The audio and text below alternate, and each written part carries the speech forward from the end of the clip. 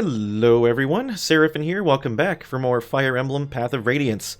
It's been a while. It's been a very long while.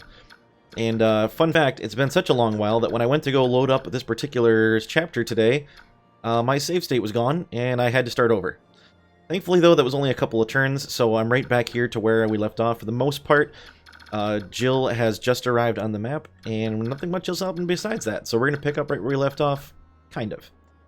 So, where are we at right now? We got a couple of burbs invading my here pirate ship. Actually, I'm not on a pirate ship. They are the pirates. I am the awesome people. So, let's see. We got the usual team here that I haven't looked at in a very long time, so I'm getting reacquainted with all of their stats and weapons and abilities and all that jazz. But there be burbs. There be burbs aplenty. And we have Jill quickly approaching our position over here. You'll see that Jill is a green unit, so she's not an enemy. And fun fact, she's actually flying directly toward Ike as fast as she can, and there is a reason for that, and we will see that probably in the next couple of turns, so stay tuned for that just a little bit. In the meantime, we're going to take care of some burbs on the deck here. I'm in the middle of trying to get as much experience as I possibly can for Nephany and for Ilyana, only because I am a big fan of both of them. They're probably two of my favorite units in this game, to be honest with you. Nephany, definitely. She is certainly probably my favorite character in the series. Outside of, like... Oh, I can't even think of anything right now. But anyway, she's amazing. Everybody should use her. I don't care what anybody on the internet says that about her being bad. She's amazing, and they could shut their faces. So, we're just going to go ahead and whip an axe at this burb with Boyd. I figure at this point we're going to start using Boyd to deal some, like, mostly weaken enemies, because he doesn't need the kills himself. He's definitely my strongest unit right now. Him and Ike both are insanely strong. Fun fact, Boyd is actually really low on the defense situation here. He's actually got less defense than Mia, who is a Myrmidon, so that needs to be changed. Looks like I did give him a Draco shield, but I haven't used it yet. I don't know why I haven't done that yet, but we can take care of that shortly. And looks like we got some coins that are being dropped by these burbs. Now, this is really weird, the coins in this game. I don't know if I explained this before, but just in case I haven't. So, coins in this game, they're literally worth $1. They're worth 1 gold. I don't know why you would sell them for that reason, but anyway. And you may be wondering, well, what in the heck are they possibly for then? They're actually not for anything in this game. They're actually for something that takes place in the sequel, which is Radiant Dawn, or FE10. And in that game, they are much more useful. So the idea is, when you complete Path of Radiance, you can actually transfer your save data up to Radiant Dawn, and you will retain all of your coins. Which is really cool, and they are used for something in that game. And we'll talk about that if I ever get around to playing that on this channel. I more than likely will, we'll see. Once Path of Radiance is over. It might not be right away. Radiant Dawn is, if I'm not mistaken, the longest Fire Emblem game in the entire series. Having played just about all of them, at least all the American ones, I can confidently say that Radiant Dawn takes me the longest to get through every single time. And we get a free coin. I think my average playthrough time for Radiant Dawn clocks in around 80 hours. So, yeah, that's a long time. And I've played it, at least half a dozen times by this point. Probably more. So we're going to go ahead and chip down this guy a little bit. I want to raise up Marcia a bit, too. Marcia definitely is in need of some experience. I want to get her Lance rank, at least to C, so she can use this Killer Lance. So why don't we weaken this guy a little bit with Nephany and see if Marcia can get the kill. Looks like she can, as long as she hits him. So we're just going to take a stab at this here burb. Of course, I gave Nephany her Dauntless Lance, which is her unique weapon in Fire Emblem Heroes, actually. It's normally effective against armor in that game, but obviously I can't give things special properties in the Forge in this game, which is a little disappointing, but it'd be a little broken if you could, I guess. So, alright, Marcia, hit the burb. That would be fantastic. And she hit the... Oh, wait a minute. Why didn't she... Did I do math wrong? Did I unmath myself? I think I might have. Well, that was not what I meant to do. Alright, well, I guess Volk can have a kill. Sorry, Marcia. I apparently forgot how to do math today, and that's a very Mangsian thing for me to do. Shout out to Mangs if you're watching, which you're definitely not, but that's beside the point. By the way, if you're looking for someone who does more consistent and probably better produced Fire Emblem content, Mangs is definitely a good guy to check out. Here we go. Speed and skill, not bad. Volk is actually not too shabby in the way of growths, but he's not exactly what I would call like a frontline combat unit, simply because he's still a thief. I mean... Alright, let's see what we can do about this burb. 8 HP, someone can pick that off real quick. Probably... Let's let Kieran have a chop at him. Well, if I hit, that'd be great. But the odds of me doing that are pretty slim. Can I... Nope, can't quite get around. Let's give it a shot. If I hit, that's awesome. If I don't, so be it. We'll just find some other way to take care of him. Hey, there we go. Not too bad. Kieran, I think, is definitely the best of the Cavaliers in this game. Maybe aside from Titania, because Titania is just so completely busted. Well, I would have preferred a little more strength, Kieran, but you know what? I'll take speed and defense, I guess. And we get another coin. I'm going to leave him right here. How are we doing on hit? Actually, his strength is not enough to outweigh his hand axe. It is for his iron axe, but not his hand axe, so we'll have to hope he works on that a little bit more. There's actually not a whole lot of enemies for me to attack anymore, because they're all kind of dead, so we're just waiting for the boss burb here to start moving. And I'm pretty sure I explained the Demi Band already, but this boss has an equipable ring that allows him to remain in beast form for the entirety. He doesn't have to worry about untransforming because of losing his gauge. However, as you can see from all the red numbers over here in his stat screen, it does come at the cost of slightly reducing his stats. But as you can see, it's not really that dramatic of a drop. So, I believe we get access to a Demi Band later in the game. I don't know when that is exactly. I think it's after chapter 15, maybe. But having that available will make one of our Lagoos absolutely unstoppable, because they'll be able to be in transformed mode all the time. It's especially good for someone like Mordecai, because he's just so beefy and unable to be killed. And we do get some other Lagoos units throughout the course of the game, so we'll talk about them when we get there. But suffice it to say, we don't have a lot to do at the moment, so we're just going to end the turn. Looks like we got some Raven reinforcements, and they're going for Jill. Nope, she's still coming our way. Okay. Like I said, I believe she's going to be moving her way directly to where Ike is standing to talk to him, if I am not mistaken. We're going to go ahead and move Volk out of the way, unless this guy has something for me to steal, but I don't think he... Oh, a secret book, you say? That boss, I noticed, does have an elixir, and I believe I can steal that from him, but I need to be faster than him, and I don't think that's going to be a possibility. How much speed? You know, speed. Volk's only got 14 speed, so even with the Demi Band drop, this Raven's got 15. I would need to get at least one more level on Volk before then, and to have a chance of stealing that thing, so probably not going to happen. Unfortunate. That's alright, it's just an elixir. We can live without it. It's not that big of a deal. As nice as elixirs are to have, they are far from essential to completing this game. Let's go ahead and equip Boyd up here. Anybody in need of healing? I guess Marcia could be topped off here. And Mia as well, but we'll go with the slightly more in need of it one first. Marcia, when properly trained, by the way, is an absolute beast, and that's what I'm looking forward to getting her set up for. Alright, nothing in range for us to attack, so we'll just go ahead and end the turn. And here comes more Burb. I don't know why he's going the long way around. I guess he really doesn't like Jill. Speaking of Jill, why are you lollygagging about? She is Jill Fizzard, Wyvern Rider of Dayan, attached to Commander Har's battalion. Apparently she's here to offer a truce. So, she's strictly offering said truce because she's like, how dare a human vessel be attacked by these subhuman Raven degenerates? So, it's not that she particularly cares to join our cause or anything, she just wants to murder Lagoos. And Ike's like, no, I don't want any help from you because we're not bigots like you. You will not accept aid from anyone who thinks Lagoos are subhuman. Oh my gosh, bleed the half-breed. Yeah, that's not good. So now Jill actually joins our team, believe it or not. Let's talk about Jill real quick. Jill is fantastic, probably the best unit in the game, and that's not an exaggeration at all. Jill is freaking amazing. She doesn't start out super duper great, as you can see, but she's got really good strength. Speed's not too great, but defense is alright too. Her HP is in need of some work too, I guess, but she comes with something called the Lagoos Guard, so she takes half damage from all Lagoos attacks. And that is half their displayed damage.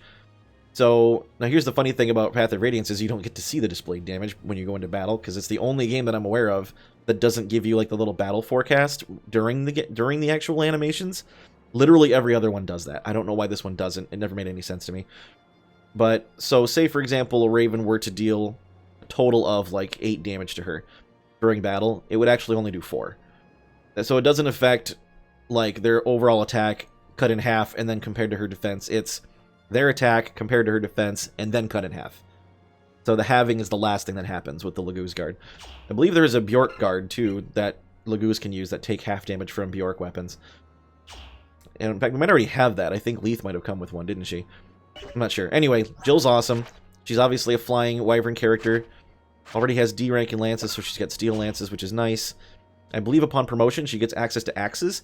And I'm pretty sure every time I promote Jill to a wyvern lord, I just use nothing but axes, because why wouldn't you? Axes are amazing. So yeah, she starts out a little shaky, but given the proper treatment and a lot of experience, she will absolutely decimate everything. And I'm very much looking forward to having her do exactly that. So, can't quite get in range of that bird with Marcia, but Jill, on the other hand, can ride right out here and take a stab at him, quite literally. She does get doubled, however, which is not great. I wonder if we have a better lance we can give her for the time being, until she can have some backup from our teammates here. Alternatively, I could just let the bird come to me. And why don't I do that, actually? Why don't we go ahead and park her right here and let him come to me, and we'll see what we can do. Boyd's got his iron axe ready to go. Go ahead and top off Mia here. I'm probably going to quit using Mia at some point, only because she's not super great long-term. Honestly, Zyhark's better if you want a Swordmaster in this game. Not that Mia's a slouch or anything, but compared to Zyhark, she's just a little bit inferior. Now, in the sequel to this game, Mia's much better, but unfortunately, it's just really just not worth using too much in this one. We get more reinforcements. I think there's a fair bit of reinforcements on this map, actually. Oh, the boss is starting to move. For some reason, he moves very sluggish for a Raven. Not entirely sure why that is, but... Oh, I forgot to put my Laguz Slayer back on Ike. That was a dumb idea. Considering the only thing you fight in this chapter is Laguz, I probably should have just kept the bloody thing on instead of switching it out. It does weigh him down a fair bit, though, so... Alright, more birds. So, let's go ahead and whack this bird one more time. I think... How much damage does Jill do? One of these guys. 12. If she hits. And again, that if is kind of strong, unfortunately. That's a one-shot if I do that. We're going to go ahead and go with the Iron Blade on Ike. Please don't crit. Okay, he didn't crit. And of course, Ike is so beefy and tanky right now. He's only taking 1 damage from these Ravens. That is unbelievable. When I got back into this game and looked at my stats, I'm like, I have a 15 defense Ike? What did I feed him? And yeah, that was fun. That was a fun thing to come back to, realizing that my Ike is tanky AF. Alright, let's, do I want to switch to an Iron Lance or a Slim Lance or something? I probably do, right? Go ahead and trade. Let's give Jill a Slim Lance just to help with her less than stellar hit rate. And I think that should still be sufficient damage to kill this guy. Yep, just enough. Look at that. She still gets doubled. Of course, this Raven's so bloody fast, but it doesn't matter how much strength she has. Yeah, 15 defense. That doubles her no matter what. And you'll notice that Laguz are never slowed down by weapons, because why would they be impacted by the weight of their beak or the weight of their talons? You know what I mean? So, fighting Laguz can be challenging. Oh, she crit. Wow, look at that. First time we're using Jill and she crits. Don't take that as gospel that she's going to be amazing, but look at that. Half a level of experience just from 1 kill. And we get Secret Book.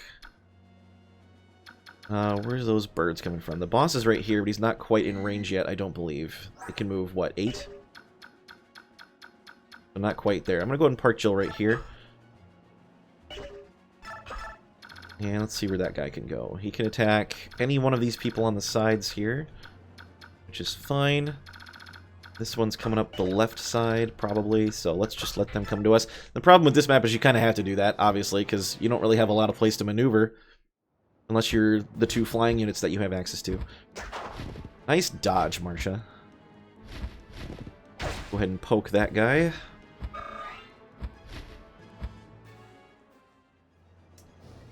Here comes the slowest Raven I've ever seen. And the unfortunate reality, too, is he's going to be doubling just about anybody he attacks with 15 speed. Except for a couple of my really speedy folks. Actually, a lot of my team can resist getting doubled, can't they? Yeah, actually, just about that entire left side. I think Jill's the only one really in danger of being doubled. I guess Ilyana would, too, if she were getting hit. But she's not quite in range. Yeah, literally everybody else but Ilyana and Jill. And probably Riss, but who cares? You don't want him in combat anyway. So let's go ahead and deal with this guy. Do they have anything for me to steal? That's another question. Even if I could... Oh, that's a coin I can steal. I think you can steal with tide speed. I don't think you actually need to be 1 point higher than them like you do in a couple other games. But I guess we'll have to double check that in just a second when we have the opportunity. I'm going to have Ilyana come up here and attack this sucker. Actually, I'd like for her to get the kill, so why don't we have Mia take a swipe at this guy first. Look at that, 13 damage. Forged weapons make a really big difference early on in this game, especially training weaker units. Like, I mean weaker as in, like, actual, like, strength numbers weaker. So, like, Mia and Nephany start out on a little on the low side of strength. Nephany picks it up pretty quick. Mia, on the other hand, does not. Actually, they have the same strength right now, don't they? That's pretty nice. Although I think Mia only starts with, like, 7 or something, which is not a good number. See if we can pick this guy off now. In fact, probably regular Thunder would do it. Yep, let's do that. The downside to using the regular tomes like Thunder and Wind and Fire is that they're lighter and they do a little bit less damage, but they're nice because they have more uses, obviously. But the other unfortunate reality is that they don't give you as much weapon experience as the L versions of the tomes. Wow, that was a pretty solid Ilyana level up.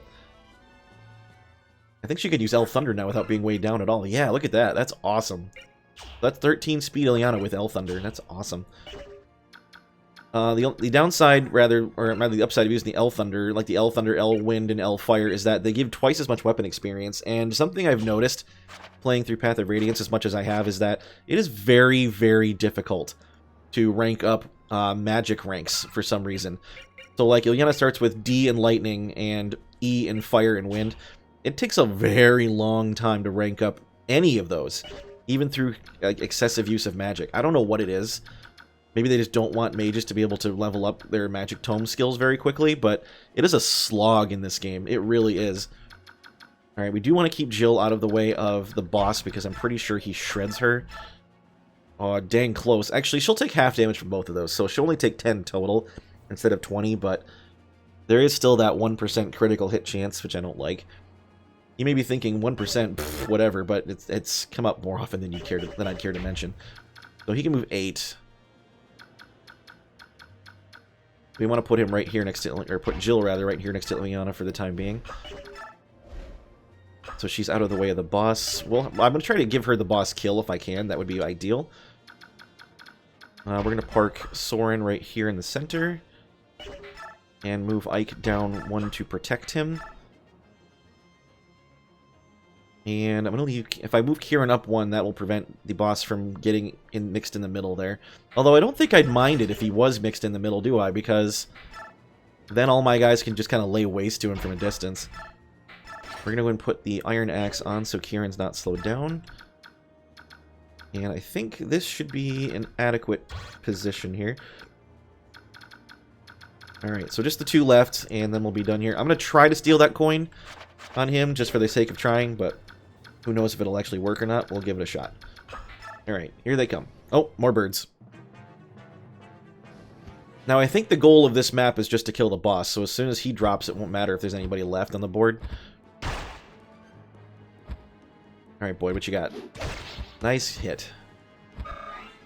Boyd is another really, really great unit in this game. He's much better in this game, in my opinion, than in the sequel, believe it or not. There's some units that are consistently good through both iterations, but some are better in one game than the other, and Boyd's definitely one example of that. King Nisala has given us his blessings. Okay, whatever that means. Ow. Okay, that kind of hurts. Thankfully, Amiya doesn't get doubled because she's a freaking Myrmidon, and why would she? Alright, so I can try to surround the boss, so he can't... Well, I guess he can't. He can fly, and he can't. Duh. Surround the boss. What can I do? I don't want to kill him right away because oh, it is a route map, so I can kill the boss and still have to deal with that one after the fact, so that's fine. So, like I said, I want to try to feed the boss kill to Jill if at all possible. Let's see what we can do here. I'm going to put Soren over here because wind is super good against bosses. Not bosses, against ravens. I'm hoping he does not adept, because if he does, that'll be him killing the boss. Maybe I should hold off on that then. I could always throw a hand axe at him or something, or the short axe. That doesn't sound like a terrible idea. Why don't we go ahead and do that?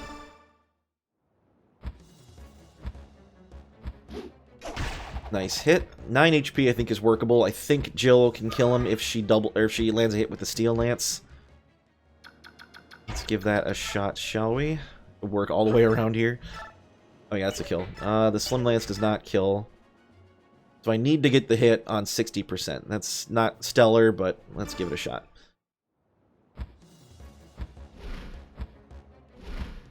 Come on, Jill, we need you here. Boom, got him. I'm falling, he says. Well, you're falling out of the deck of a ship as opposed to, like, in the sea, so... And he's still dead. I guess it doesn't really matter all that much. There's our first Jill level up. Hopefully it's a good one. Magic, speed, defense... Magic, really? Speed and defense, though, I will definitely take. If anything, Jill needs speed the most starting out. Jill actually has an absurdly high speed growth. I think it's like 55 or 60%. It's ridiculous. So, giving her a few levels and she'll start doubling everything. As a wyvern, yeah, that's unbelievable. It's kind of like Heath from Blazing Sword, who's unbelievably fast for a wyvern. Cormag from Sacred Stones is also pretty darn fast. But I think Jill is faster than all of them, and it's just awesome. So let's go ahead and deal with this other burb here. He's already down to 13 health, so... I think maybe Kieran, or... Let's see if Neffany can get the kill. Yep, totally. Let's give her that. And then we'll just wait for that last Raven to fly his little way in here. Goodbye, Mr. Burb.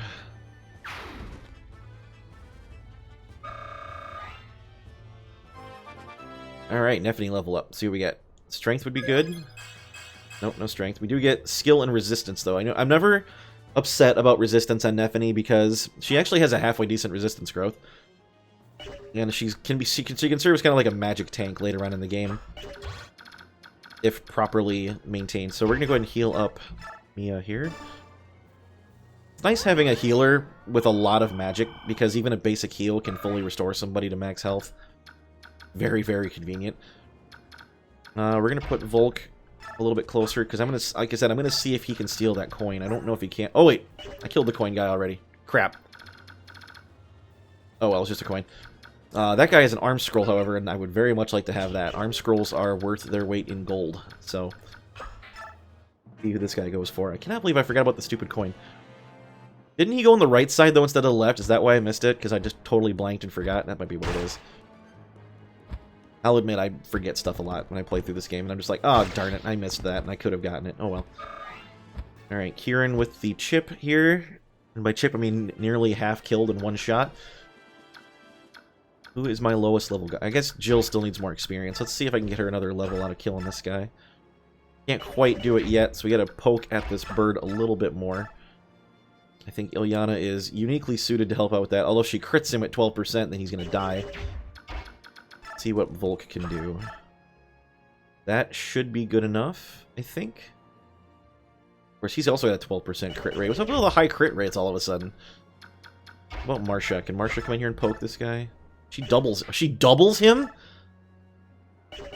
What in the world? The 12-speed Raven. That's the slowest Raven I've ever seen. Holy smokes. Alright, this guy must just be absolutely pathetic.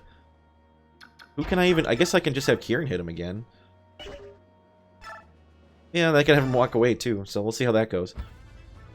And if Kieran crits and kills him, then so be it. Alright, he's not going to. That's good.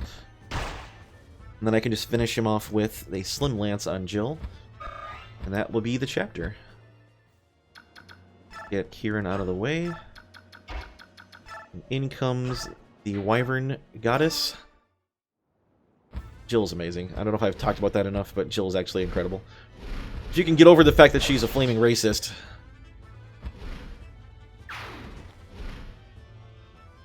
Alright. And, oh, not quite another level up, but we're in prime position for another one pretty quick here. Arm scroll is good. Send that to the convoy, and that is the chapter.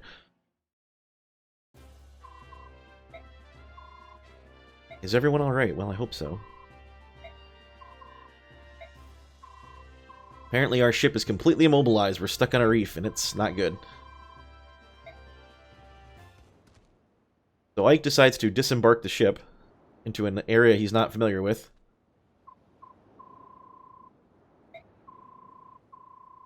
I want to go ashore and see what I can see. And Nasir's like, no, no, no, don't do that. Uh-oh. This probably isn't good. Nasir knows what's up, and then he just leaves. Who are these folks? They just look like burly people. Goldoan territory. Outsiders are not permitted.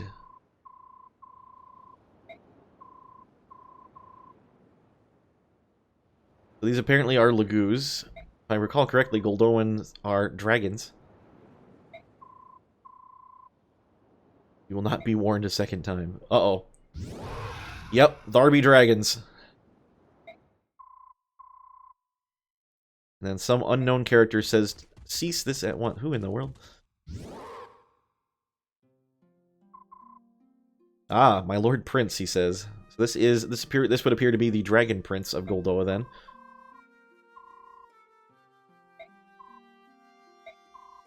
Kurth Naga, Prince of Goldoa. Kurth Naga is super duper cool. I love this guy.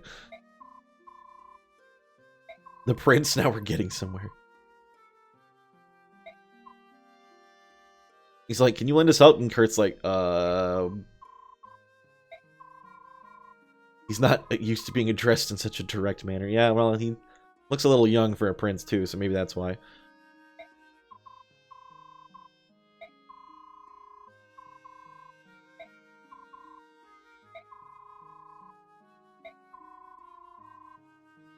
Ravens have grown more and more barbarous, and that stands to reason.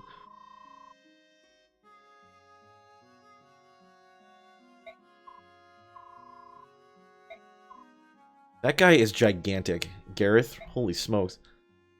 Even for a dragon, he's freaking gigantic. Oh, that's so cool.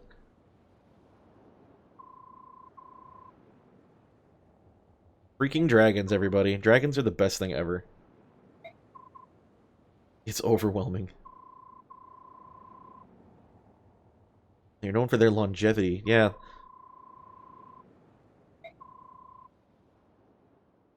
How is it you know so much about Goldoa, Titania? Books.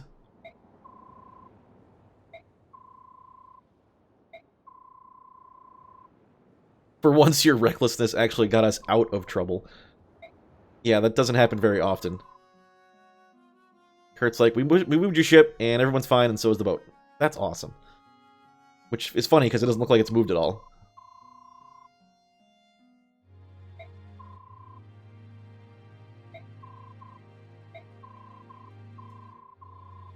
Ooh, food and water, yes, please.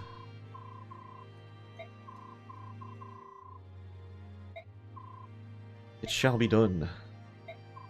Earth is the coolest dude.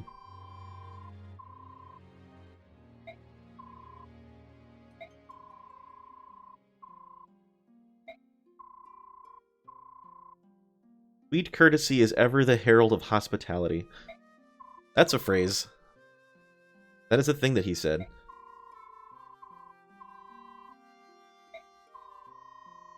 Apparently Kurth doesn't particularly care for his father's isolationist policies.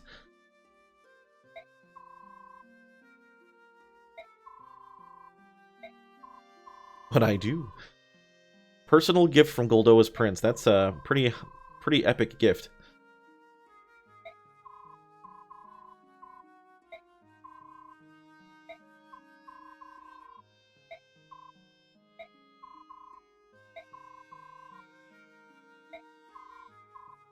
Yeah, Prince Kurth is legitimately one of the coolest people in this game. And that is not the last time we'll be seeing him, thankfully, so... Get back on your boat and have a nice trip, even though it doesn't look like it's going anywhere. That's a big boat.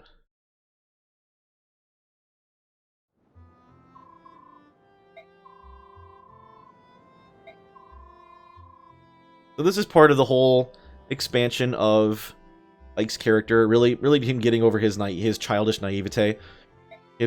Having never experienced Lagoos before, he's like, wow, this actually is kind of, this is not what I was expecting. And it's part of the whole, I guess, because of Ike being the main character and because of the fact that he's such a young guy, it's like you as the player experience things from his perspective too. So you're getting over this whole I don't know anything about anything, and you're learning from the same perspective as Ike, and that's kind of what their story they're telling here, is that you as the player are growing to understand this world just as Ike is. That's probably why a lot of people like Ike so much, is because they're able to imprint their own character perspectives on him, or vice versa. Daeans are evil and Carmians are not. It's as simple as that. Well, that's another childish naivete situation, but he's still getting over it. Well, wait. And then Nasir is just like, yeah, I guess you're kind of understanding now is that good and evil is just perspective. That I agree with that to some extent, but not entirely. I believe there is genuine good and genuine evil, but Nasir is uncomfortable around dragons.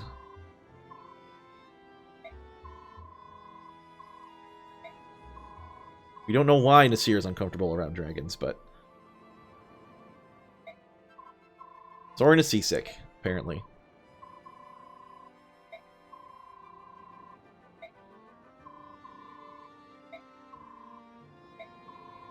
I ship these two so hard, by the way.